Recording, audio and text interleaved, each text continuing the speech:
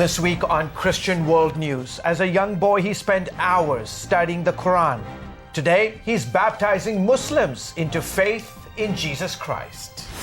Plus, church growth in a war zone. How Ukraine's Christians are taking God's love to the war-torn areas of their own country.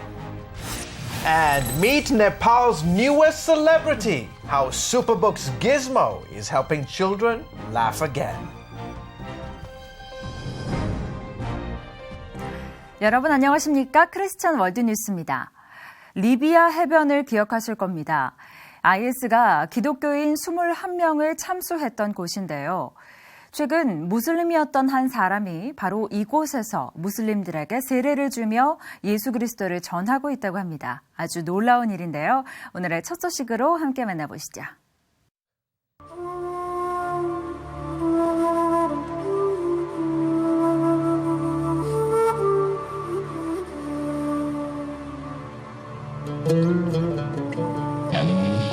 As a Muslim, when I was a little boy, I used to go to the Quranic school. From age 5 until I became 20, which means I spent 14 years. After this time, I was approved and passed the test of memorizing the entire Quran. But after studying the Sharia law, not the Quran itself, Islam was completely exposed with its hidden reality. During the 3 years of my studies, little by little, I had a serious concern about Islam.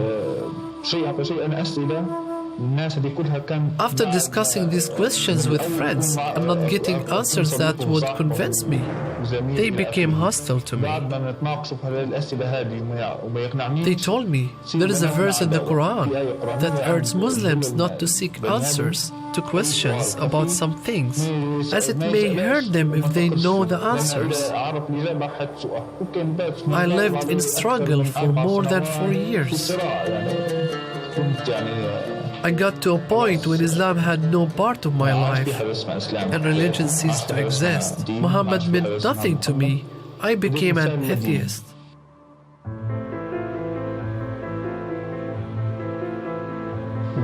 By mere accident, when I was in my home country, I was navigating TV channels to find something entertaining until I got to the Kingdom Sat TV channel, which was showing a song.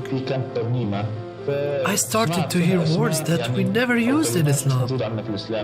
I wanted to communicate with them, so I picked up the phone and called the number on the screen. I communicated with a brother called Kamal. Our correspondence lasted for 2 years. He introduced me more to Christ. I learned about who Jesus is and how to be a Christian. This was for 2 years. After that, I corresponded with them again until they introduced me to a Christian brother from the Kingdom Sat who had a friend with him.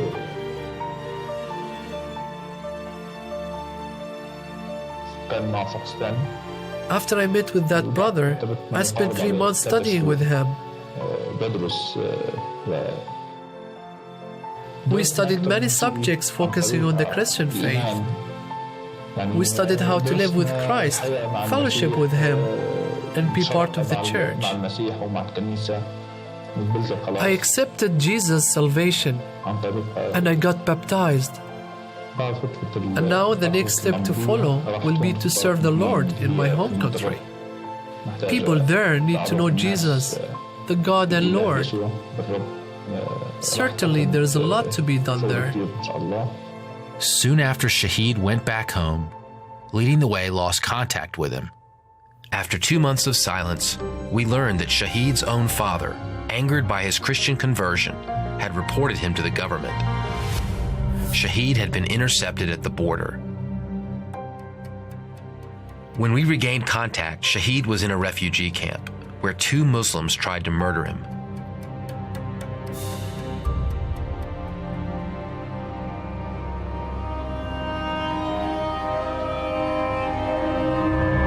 But the Lord saved him twice. Shahid shared why the Muslims wanted to kill him so badly. I couldn't keep my mouth shut. I had to share Jesus with others. Through the help of Leading the Way's Help the Persecuted ministry, Shahid was released from the refugee camp, and he called to thank us. I am free. Please thank everyone who helped me. Thanks for the lawyer and all that he did. Thanks for caring. Since then, Shahid has led many to Christ. He is baptizing Muslim converts. He is helping our team follow up with listeners in the Muslim world. He is connecting Leading the Way with other persecuted Christians to help them. And he has planted churches across North Africa and Europe after only 2 years of being a Christian. Recently, Shahid shared an update with us, a picture of him baptizing new believers on the same shores where ISIS beheaded 21 Coptic Christians. We pray the Lord will help us in this endeavor to serve Him more and make His word known to people. May the Lord bless you all. 하지만 이슬람 국가 IS는 계속해서 다른 종교단체에 대한 공격과 학살을 이어가고 있는데요. 최근 콜럼버스 기사 수도회가 관련 보고서를 발표했습니다. The Catholic Fraternal Group issued the report detailing how Christians have been killed, kidnapped, and raped, and how religious property has been destroyed. Earlier this month, the White House said the legal determination for using the word genocide had not yet been met. Father Douglas Al-Bazi was held captive by ISIS for 9 days, and he disagrees. I still keep my shirt when they kidnap me, and still I look to my blood every day, and I remember. And this is what happened even to my people every day. I'm lucky. I'm still look to my blood and remember. But what about my people? They don't have any chance more. The report from the Knights of Columbus proves the legal thresholds have been met. 2 million Christians used to live in Iraq. Now there are fewer than 300,000. Well, coming up, eastern Ukraine is racked by war and poverty. So why is the church growing there? We'll tell you right after this. 다음 소식입니다. 전쟁으로 황폐해진 우크라이나에서도 그리스도의 복음이 전해지고 있습니다. Even though a year-old ceasefire is in place, Ukrainian forces and Russian-backed separatists continue their battle. The fighting isn't stopping several evangelical groups from helping residents who live in the so-called gray zone. One of those groups is CBN's Orphans Promise, which is working through churches to provide food and other needs. 이와 같은 활동을 펼치고 있는 CBN 오펀스 프라미스의 나탈리아 콤약을 만나 좀 더 자세한 이야기 들어보겠습니다.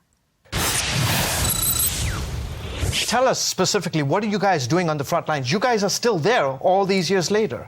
Yes, since CBN has offices in Ukraine, they are actively reaching out to the people who are needy and hurting, and Orphans Promise is specifically working, helping them to reach out to the children. There are a lot of vulnerable children there right now, children orphaned by war, children living with relatives, with extended family, still in the war zone or in the zone that's close to the war. Your ministry is working through evangelical churches, right, to accomplish all the work that you're doing on the front lines. Yes, we are working through the evangelical churches because what we want is people in this time of war, in this time of uncertainty, they don't need just bread and water. They do need that too, but they need peace. They need understanding. They need somebody to come to who will comfort them, who will bring safety, who will tell them about the eternal safety as well. So the churches are right there on the ground, and they're establishing ministries. In fact, we are about to roll out throughout all of the towns in the war zone or near the war zone superbook clubs for the children, that they could come and they can get their questions answered, and they can come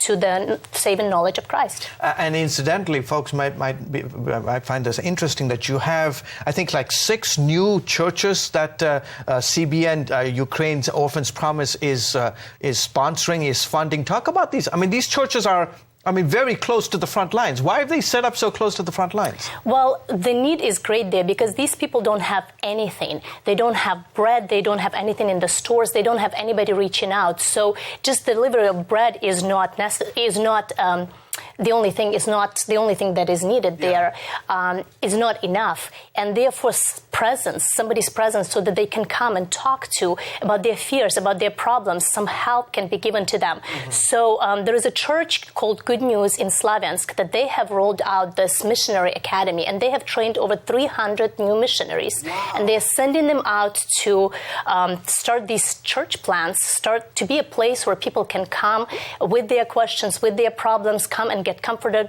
And it's unprecedented growth of church through that. And yes, CBN is involved into that, and Orphans Promise is supporting and sponsoring all of the children's activities in those churches. Natalia, talk about the impact that you're having on the community in the midst of these very difficult times. Well, our main goal is to really reach out to the one. Because imagine you are there and there is war and you don't know when it's going to end. And the fact is you don't have anywhere to go. Whom do you turn to? And so when there is a presence there is a church, there is somebody who is ready to feed you hot soup, to bring you bread, to comfort you, to teach your children, because the schools are being closed. And so the kids can come there and actually continue their education, to provide any type of stability. Thank you so much for your insights and coming on the broadcast. Thank you.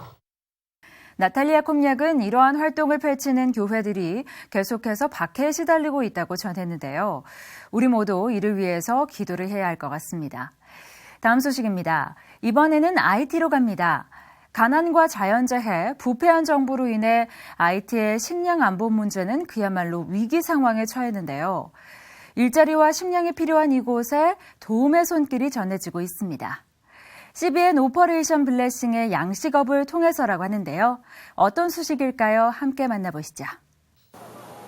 Tackling hunger in Haiti is a full-time business for CBN's Operation Blessing. When I first went to Haiti in 2009 and saw how hungry the people were, but at the same time how much water they had and how much sunshine they had, I thought, boy, what a place for aquaculture. This is a perfect scenario for someone to be in the fish farming business. Here at the Operation Blessing Fish Hatchery, they breed tilapia to help provide protein for the Haitian diet, restock empty lakes, and improve the Haitian economy. Tilapia, it's great for Haiti because it grows. It's one of the easiest fish to grow. It grows fast. It has a lot of meat, which is what you want. There's a huge market for fish here because many of the lakes and reservoirs are empty. Generations of hungry people.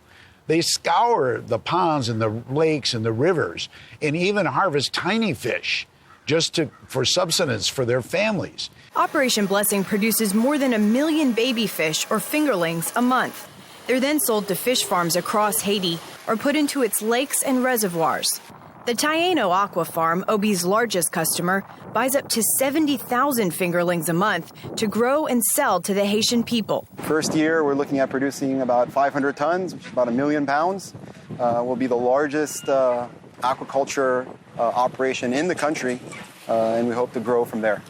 Part of building a fish farm means finding a place to grow the fish. Taft puts the fingerlings in this lake using massive cages. There are 6 cages like this one out on the lake, but that number is expected to double. Each cage can hold 200,000 fish. Our fish are actually growing ahead of schedule. They're about 35% ahead of what we anticipated, which is all great news. They're more efficient than we thought they were going to be in terms of converting food to mass, and they seem to be swimming and very happy. While selling fingerlings is a major part of the fish hatchery's work, Operation Blessing also donates full-grown fish for meals at schools, orphanages, and hospitals. The human body requires protein. In Haiti, it's a steady diet for the poor of beans and rice, and they don't always have enough beans and rice. The fish hatchery helps provide a sustainable food source and also much-needed jobs. That's the real solution to poverty and the ultimate goal of Operation Blessing in Haiti. Everyone's heard the old saying about teaching a man to fish.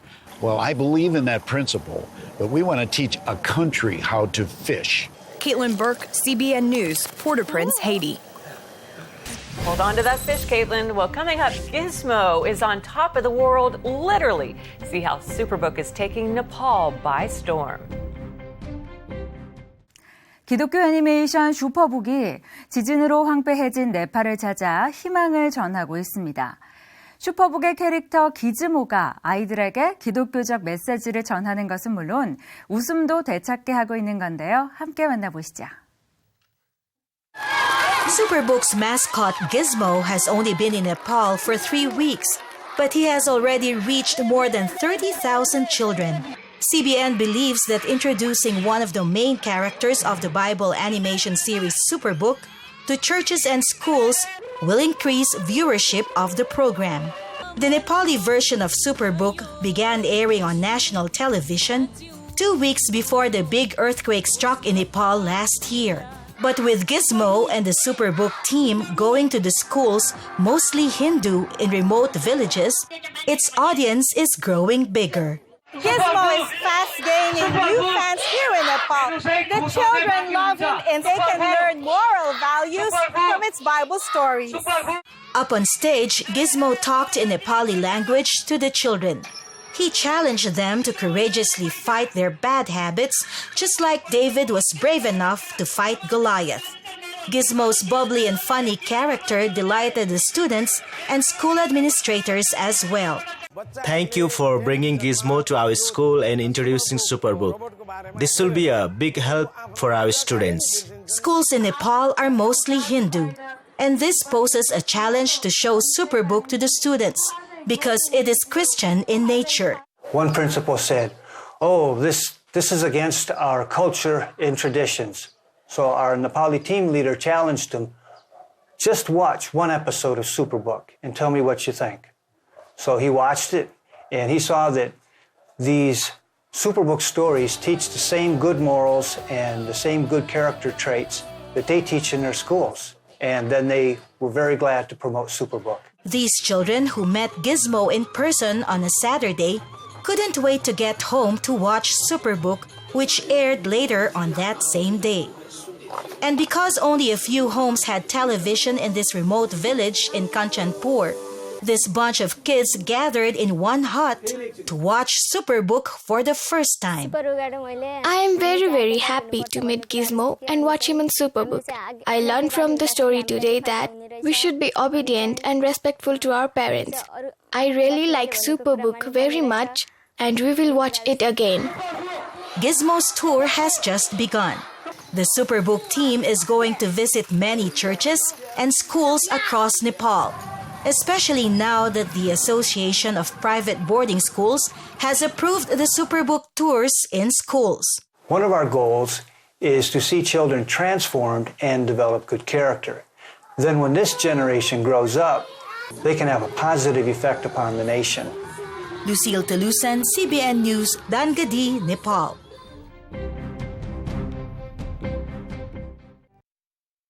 최근 예루살렘에서 고대 인장 2개가 발견됐다고 합니다. 예루살렘과 이곳에 살았던 사람들에 대해 많은 정보를 갖고 있는 중요한 유물이라고 하네요. Archaeologists found the seals inside a 2,500-year-old building. Inside this building, as a result of very gentle work that include also sifting of the finds, sifting of the airs in order to find all these tiny artifacts, we discovered, among other stuff, 2 Hebrew seals, one with the name of a man, Sariyahu ben Shvaniyahu, and another one with the name of the woman, Eliana bat Goel. The discovery took place here in an area known as the City of David. This 9-year-old excavation has served as a timepiece documenting the history of ancient Jerusalem. We are standing in the heart of ancient Jerusalem, so-called City of David, the term that the Bible used for this place. The city started here and developed on a very small square here in these places for thousands of years. We have 10 historical periods here, starting from the 9th century BC. It's just some 100 years later than the kingdom of David and Solomon. And we have many more young, I would say, less ancient finds, including Hasmonean, Hellenistic period, Roman, Byzantine, and early Islamic. And each period excavated here revealed the most interesting and most exciting finds. Chahadovich says it's extremely rare to find the name of a woman on a seal. It's very exciting to know that in ancient times were strong women in Jerusalem living here, and even we have no idea about who was this lady and why she deserved such a special rights in the society. The women's status in the ancient Near East usually wasn't that high. That's why it's so interesting to find a seal signed by a woman name. I think it's very inspiring because we know that in this society that we know as a man world, and in ancient Near East, such a long time ago, even then there were women who were capable to run their own independent life. Some feel Elihana might have been like the woman described in the book of Proverbs, where it says she seeks wool and flax and works with willing hands. Her husband is known in the gates when he sits among the elders of the land. Chahadovich says uncovering a name brings the past and its people to life. When you have a name of the person, it's turning from something very abstract to something very individual. So we know that they were here by names. I think it's amazing. And that it's a woman, I think it's really very inspiring. Chris Mitchell, CBN News, the City of David, Jerusalem. 오늘 준비한 소식은 여기까지입니다. 저는 다음 주에 다시 찾아오겠습니다. 시청해주신 여러분 고맙습니다.